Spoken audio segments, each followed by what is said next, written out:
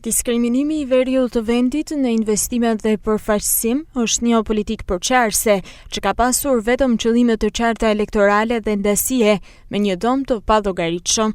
Këto problematika bën bashkë në Mirdit qytetarë dhe aktivistë nga mbartroje shqiptare në një aktivitet të titulluar Kuvendi i Veriut me pjesëmarrës nga të gjitha trevat shqiptare nga Gjirokastra në Mitrovic dhe Diaspor.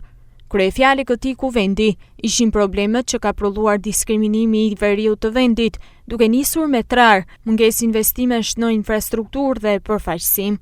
Të gjithë jemi të përsekutuar, të gjithë jemi të dështuar, të gjithë jemi domethënë qeveria dhe në përgjithësi politika ka punuar keq për krejt Shqipërinë, po ne si veri më duket se na kanë lënë një çik më njan dhe vendosëm të rrasim kuvendin e veriut. Duhet i thojmë atyre mjaft, kemi duruar boll edhe duhet të shohim përtej interesave tona edhe interesin kombëtar. Infrastruktura ka me të pak më mbrapa, është e vërtetë, është shumë më rëndësi është me mujt pak një buxhet veçantë me dhënë këto 10 vitin e ardhshëm për shembull qeveria, se veriu i Shqipërisë ka rol edhe rëndësi të madhe për turizëm, edhe për blegtori, kështu që është shumë e nevojshme dhe domosdoshme mu investu veriu.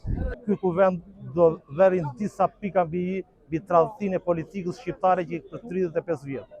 U larguam nga diktatura, po kaluam në tradhti kombëtare. Pjesa edhe gjithë shqiptarëve duhet të reagojnë, jo vetëm për kuvendet dhe për protestat, se këtu tradhtia është ulur këmbë kryq.